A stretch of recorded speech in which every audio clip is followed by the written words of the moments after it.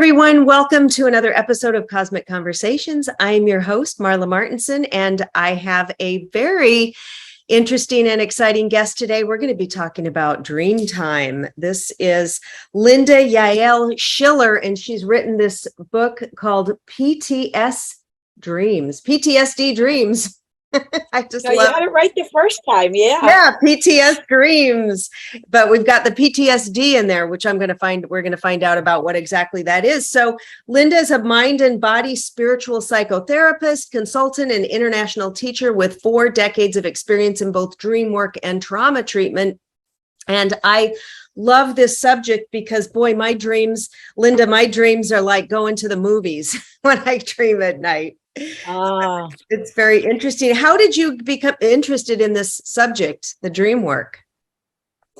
Well, I've always been the kind of person who was interested in unusual ways of knowing things or uncanny ways of knowing. So even as a child, I had sort of a spiritual bent, and I explored alternative spiritual traditions. But I didn't really pay that much attention to my dreams as a kid. But in my 20s, a friend of mine moved up to Boston from the New York area, and she basically said, I'm done with New York. It's too much city for me, but I don't miss anything except my dream circle. So I'm going to start a dream circle in Boston, and would you be in it? And I said, yes. And then I said, what's a dream circle? Yeah. So somehow I knew to say yes, even before I knew exactly what it was. And that was really the start of it all. And we have been meeting, a group of 4 women. We've been meeting for, 35 going on 40 years. And when we first started, none of us knew that much about it, except we were all fascinated with dreams. But we went to workshops and we read books and we worked together. And then it became something I also incorporated into my professional life as well, and became kind of my passion for my work.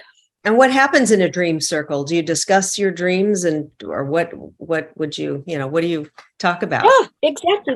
The purpose of a dream circle is to come together for the express purpose of working on and talking about your dreams together. Mm-hmm. Because just like 2 heads are better than 1, 3 or 4 or 5 are even better. And particularly when we're dealing with things from our unconscious self that rise up into our consciousness. And dreams, as you know, come with all kinds of symbol and metaphor and veiled information. So it's hard often to understand by ourselves what our dreams mean. Even Carl Jung talked about how he needed to process his dreams with someone else, Dr. Carl Jung.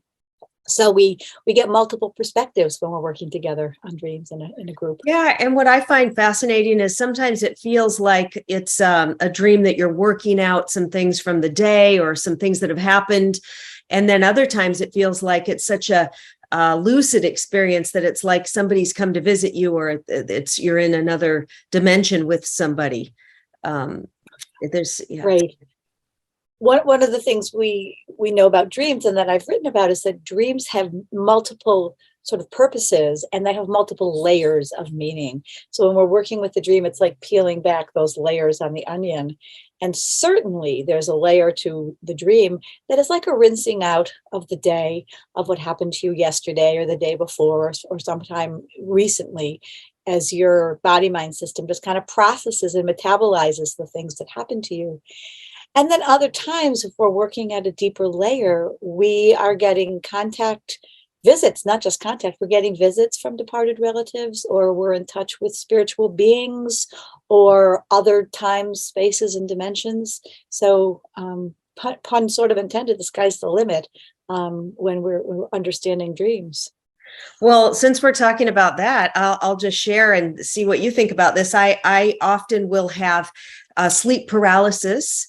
I've had that since I was a kid, and I will literally feel a being there and holding me down.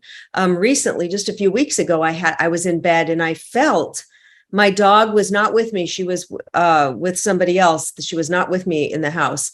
And so I felt something coming in, rustling my blankets. I said, I thought it was the dog first. I thought, oh, the dog's not here. And I said, who is that? What's that? And then all of a sudden my hands were held down. And then I was like, okay, and I usually call for Archangel Michael and Jesus come, but I've been trying to work on my own power lately. And I said, okay, you want to hold my hands? Well, I'm just breathe. And then they always leave. But that happens to me. And then, at the astral travel, it's usually is when probably I'm in a little bit out of the body when that happens, when I can sense that. Any thoughts on that or experiences? Well, I have a couple of thoughts. Let me just ask you one more question. I'm not sure if you said recently or for a long time. How long have you been experiencing this off and on sleep paralysis? Since I was a kid, yeah. Okay. And the reason I'm asking you questions is because dreams are contextualized, and these waking dreams, these sleep paralysis experiences are part of the realm of the dream world, but everything is contextualized in the life of the dreamer. So finding out a little bit about, when did it start? How long has it been going on? Are there any circumstances in your life when you tend to have them more? Do you remember anything going on? And you don't have to say if you don't want to on air, but do you remember anything going on in your childhood when these began that was frightening, where you felt held back, where you felt trapped, where you felt scared? I remember there more as an adult. I've always had tumultuous romantic relationships, and probably I felt held down, there. And so it's, and I felt, and I remember, and there was one in particular a couple of years ago where I felt I must have been in the astral out of my body, because I was over by the back door, and a door opens, a being pushed me all the way, and I felt myself being pushed all the way back down to the bed and then held down. Wow. Different things like that. But it's so real. I mean, it's so, and you're just screaming, you can't speak, you can't yell, and you're just like, oh my God. But I've never been hurt. They never hurt me. So it's kind of crazy. So I have a couple of thoughts, and one is that, first of all, and it sounds like it must be kind of scary. You're a little bit used to it maybe by now, but it is scary. It's terrifying to feel you can't move, that you're paralyzed. It's really a scary thing. You can't talk, can't open your eyes. Nothing. Right. So you are we don't know exactly how the brain works, right? And how our mind works. We only know about, 10 to 20% of what our brain does. So what is actually going on in these moments? There are a lot of different possibilities. You could be having certain, biochemical or hormonal surges that somehow your particular biochemistry is creating this paralysis for you. You could have a deficiency in some vitamin or mineral in your body that somehow is affecting the ability to be able to move. And often in these in-between states, that this sort of sleep paralysis, you're not really awake and you're not really asleep. It's this netherland where you're awake, but you're not awake. Yeah. So this is called the hypnopompic and the hypnagogic zone. So this is a form of consciousness that is in that in-between world. Some people, some spiritual traditions, some ancient tribes talk about beings coming in and feeling held down by astral beings from other planes or other dimensions. And I'm not sure. It sounds like sometimes that's what it feels like for you. Yeah, it could be that. And then I was talking to my shaman. He channels a Native American spirit guide called Red Eagle. In a circle, Red Eagle said, well, how do you know it's not your spirit guides trying to get a hold of you? He says, your spirit guides are trying to because I'm working on my mediumship. I do psychic readings. So they said, we used to scare Riz when he was a kid, and we used to come and do that, to get him to notice us. So it could be my guides too. That's what he said. So you're pointing out something really important. There are two ways I want to respond to your experience. One is, whatever it is, and I'll get to, is this a spirit guide or not? Before you go to sleep at night, you can spend some time surrounding yourself with protection. Now, you may already be doing that, I don't know, but you can specifically call in whoever and whatever helps you feel safe and protected, whether it's a circle of light, whether it's an angelic being. You mentioned Jesus and Archangel Michael before. Call in and really surround your bed and your bedroom and your house with protection. And in particular, you can say, may I be protected and safe from anything that would harm me. May I only let in what is in my highest good and my best interest. Something like that. You'll use your own words, because then you're setting up a boundary between you and whatever it is that's coming, that'll help you feel calmer and less frightened, so that you can then deal with whatever this is that's coming through. And what your shaman suggested, I think, was a brilliant suggestion, which is really right on target with one of the things I write about in PTSD Dreams, is that in our dreamscapes, we often will meet a shadow side, or a shadow figure, or a part of ourself that we'd rather not acknowledge or know, a dark part. And we can meet various forms of what feel like monsters or demons or whatever. Very often, if we can get to a place first where we feel safe enough, and this is the GAIA method I talk about in the book, if we feel safe enough to address them, we find out they're actually coming with information or a gift for us, or sometimes they're coming because they're simply trying to get our attention and saying, hello, I'm your spirit guide. Will you please stop running away from me? Yeah. Yeah. I like that. And it's scary in the moment, but afterwards, after it's over, it's kind of like, wow, that was kind of cool because I had this experience. But yeah, in the moment, it's like, it feels like it's going on it's probably seconds, but it feels like, when can I scream? When could I open my mouth or talk or get up? Yeah, exactly. So do you have those experiences yourself, the sleep paralysis? Have you experienced that? I almost never do, luckily, because it is kind of scary. And, some people love like scary movies and things like that. Yeah. I am not that person. I do not like scary movies because I know myself. I'm a thin boundaried person. And if I were to like watch scary things or read scary books, it would definitely creep into my nightmares and distress me.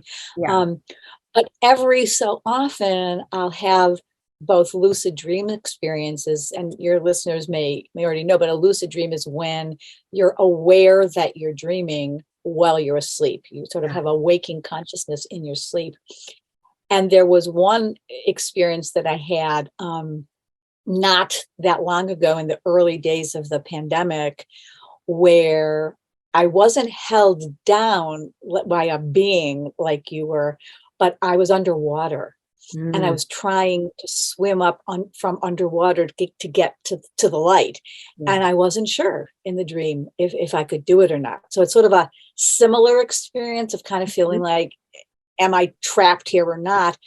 But luckily I got lucid enough in the dream to say, oh, this is a dream, so I can do anything I want. And I decided that I would have plenty of air to swim up to the surface, no matter how far it was. And I did. Yeah. So that was my most recent experience with that form of paralysis. But it's very common. A lot of people do report it. So you are in good company. And what are some of the things that can affect our dreams? Sometimes we hear, don't eat a heavy meal, or if you ate a heavy meal, or alcohol, or what are some things that you found that have really affected that? So many things can affect our dreams. And one of them certainly is what we have ingested before we go to sleep, whether it's a food or a heavy meal or something that is, was a little off, too much alcohol, various recreational substances, medications we take can affect our dreams.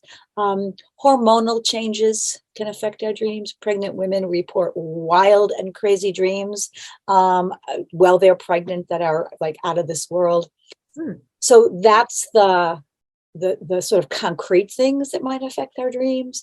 But given that our dreams are come to us, and depending on your point of view, they come to us from our deepest self, things that our unconscious is trying to make known for us, or they come from outside of us, something that the universe is trying to transmit to us. Things that have happened in your life recently, a few years ago, from your childhood, positive or negative experience, and this is the source of many nightmares, and part of what I wrote about in PTSD Dream, is that when we have difficult, scary, traumatic events in our life that we haven't sufficiently come to terms with and worked through and resolved, they can show up in our dreams even years and decades later when something triggers them into our awareness. Yeah. Yeah, that's interesting. So, and then so when we talk about trauma and PTSD, what's the difference? Because you kind of talk about them both and, Sure. Well, trauma itself is an event where we feel out of control, where we either are or are afraid of being harmed or injured, or where someone we love is being harmed or injured. So the trauma are the events that take place, whether it's public trauma in the public sphere, like a natural disaster, or being in a war, or violence in the streets. These are public types of trauma that happen out in the world, or whether it's private trauma, which happens behind closed doors. And not everyone who experiences traumatic events develops PTSD. So what PTSD stands for is post-traumatic stress disorder. So if you have had traumatic events in your life, particularly if they're ongoing, but even if they're acute, you will have a reaction, and that'll be a normal reaction, to have a high startle response, to be anxious, to have nightmares for a while, to be looking over your shoulder a little more until your system settles down. If you have sufficient safety in your life, and you have accompaniment, if you have people around who can help and support you work through it, whatever it was, and if you're now in a safe place, your system will automatically metabolize. You'll have short-term post-trauma response, but you won't have post-traumatic stress disorder. For something to become a disorder, you have to be struggling and suffering with it for 6 months or more, according to the Diagnostic Statistic Manual of diagnosis. So one is not the same as the other. So let's get it. So since we're in October, this is being filmed in October, you guys, so you may be watching it another month, but it's a great month to talk about shadow work. I always like to talk about shadow work, and you talk about the shadow and the collective shadow and the world shadow. So talk a little bit about that. You do talk about it in the book, and I find the shadow fascinating. Yeah. So the shadow is it's a Jungian term, and it's often used in an archetypical sense to talk about the parts of ourselves that are hard to face, the parts of ourselves that we are ashamed of or embarrassed of, or that are scary to us. The shadow can also be things, people, events in our life that have happened that we haven't been able to face or metabolize. It could be family members, it could be the surroundings in which we live. So it can be a personal shadow, it can be a familial shadow, it can be an ancestral shadow where we are carrying and reflecting some of the events that happened sometimes many generations past, but what still gets passed on from generation to generation, and we're still holding and carrying someone else's trauma. And when we can acknowledge and recognize and make the differentiation between what's mine and what was my great-grandmother's, then we, along with some other work, we have some freedom from that. And then, as you said, there's the world shadow too, because we have been living in very, very tumultuous, dark times in the past several years. Yeah. And that seeps into our psyche and seeps into our dreams as well.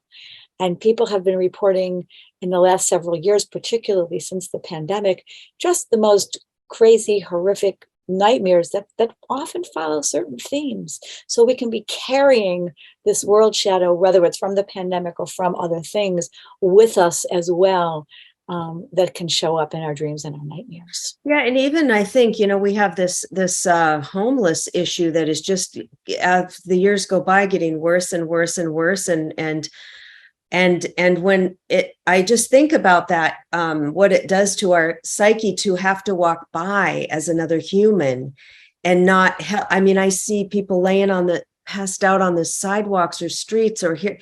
And I think, gosh, people, we're not doing anything. But then I think, well, what can I do? I can't take them to my house. I can't get them off the drugs. I can't where could I take it? So you just have to, we have to, and I did years ago, I was married to a man when I was in my 30s and living in Los Angeles, and I did bring a homeless woman home with me one night. And I gave her, she was itching all over and she had a skin condition. I gave her a bath. I cooked her a hot meal. I washed her clothes. I washed her blanket. I let her sleep on the couch. My husband was, are you out of your mind? This is, and it was, and then I said, you got to go the next morning. I gave her all the cash in my purse, which was only, I think, $9. But we can't do that. That was not really probably the smartest thing to do, but safest thing to do. But I just think of this collective that we see this every day, and we feel helpless, and it's seeping in there into our subconscious and like our fellow man on the streets.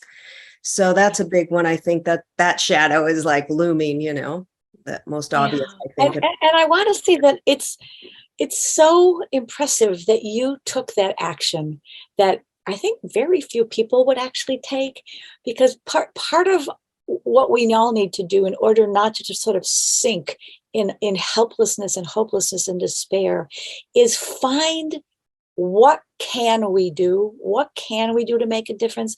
What's the one small thing or the two small things? And it's going to be different for every person. Someone might volunteer at a homeless shelter. Someone might serve meals at a soup kitchen. Someone might make donations to charitable organizations. You actually took the message literally, to shelter the homeless and feed the poor, and did it.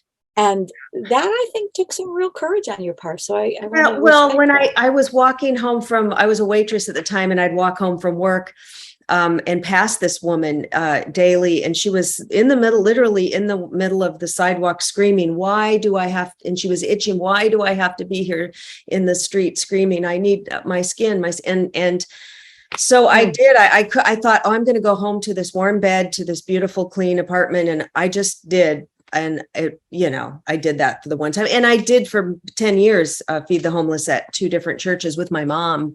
She would do that, and we'd bring food, and it was so much fun to get to know everybody and their stories. And it was also, to help them there. But yeah, I think there's a lot, we could do a lot more, but it's, and it was painful to have to put her back out on the street. Sure. But yeah. So thank you. Yeah. For saying that. So you clearly are also a thin boundaried person and are able to experience sort of multiple layers of reality.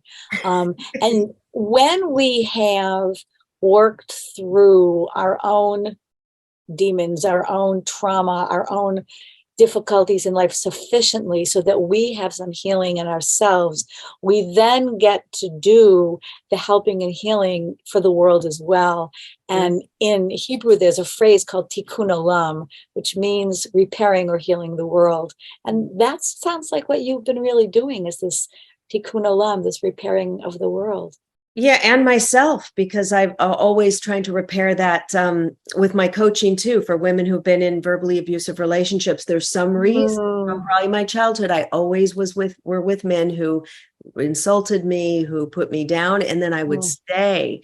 And so there was something there in my shadow as well. But then so much empathy. So I have the empathy for the homeless. I had the empathy. Oh, but I can't leave this man. He needs me, even though he's telling me, I'm an idiot. So it's like, Marla, where's the empathy for yourself? Okay, so let's, just before I let you go, some of the, meanings of different dreams. So sometimes now I've had dreams where I've dreamt that I've lost, like all my hair fell out. I had one strand of hair left. Some people feel like they lose their teeth, or they lose their wallet, or there's violence. So let's talk a little bit about meanings of those kind of things. Do they really have a specific meaning if my hair falls out in a dream? Yeah. So one of the things that people think is that they can look up in a dream dictionary what their dream means and find the answer. And while dream dictionaries can be an adjunct to understanding your dream, they are not the final word, because the final word about what a dream means is the dreamer, him or herself. Because we all have different associations to the same thing, right? And there are some universal symbols, and we live in a shared cultural context. So when I hear your dream about hair falling out or teeth falling out or losing a wallet, the first thing I think about is what's the connecting theme there, right? And for me, as I listen, the connecting theme is loss. So what is it about loss of something that might be a reoccurring thread for you? But that might not be the same for you, or it might not be the same for someone else. So we want to look at what are our associations with hair? What are our associations with periods of life where our hair falls out? Is it old age? Is it chemotherapy? Is it alopecia? What are our associations to hair falling out? So they could be different, for different people. So to always look at what are your connections to the dream, as well as check to see if there's any communal or societal associations that work for you. Okay, a funny story. So with the hair, I was in a relationship with a man for many years who was obsessed with the hair. If I would cut my hair up to here, he'd go crazy. Why are you doing that? It's not feminine. I don't like it. I like it longer. And I liked it short because my hair has always been a little fine and thin. So it looks a little better. Yeah, me too. Yeah. So, but he didn't like that. So I would, literally sometimes come to the hairdresser with me, don't cut it too short, and so I think that was in my mind. And then I remember just thinking, gosh, if I used to joke, if I just had one hair left on my head, it would be okay as long as it's not short. I thought, and then I had a very specific, I had a dream that I had one hair left on my head. Wow. Yeah. So you took what you were living through, and you took the phrase that you were saying to yourself, and it showed up in your dream. And ironically, because most people thinking of hair loss, it's not like a positive thing, but for you, it sounds almost like it was an empowering thing. Like, if I lose all my hair, maybe I'll be free of this guy. So there's maybe, side, right? Back in my mind, right? Yeah. Yeah. Linda, thank you so much for spending time with me and all of us here.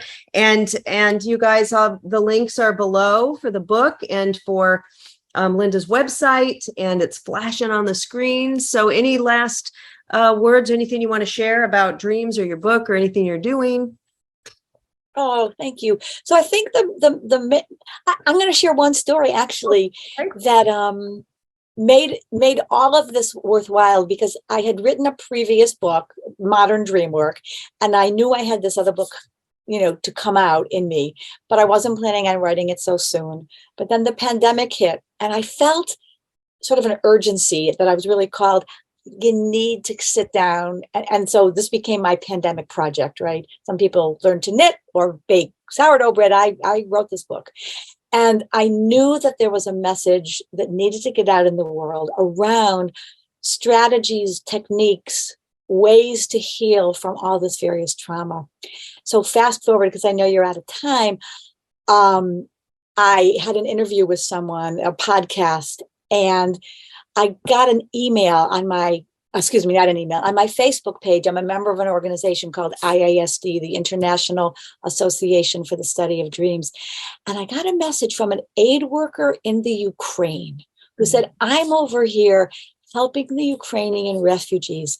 And I'm so glad that I just heard this podcast and got your book, because I'm trying to help the people use their dreams to help heal them and get resettled in their lives. Mhm. And I thought, oh my God, that's what this is all about. And if Oh, someone like that could read the book, it's all worthwhile. that's beautiful. Oh my gosh. Thank you so much. And You're thanks for welcome. tuning in, everybody. Until next time, much love. Bye.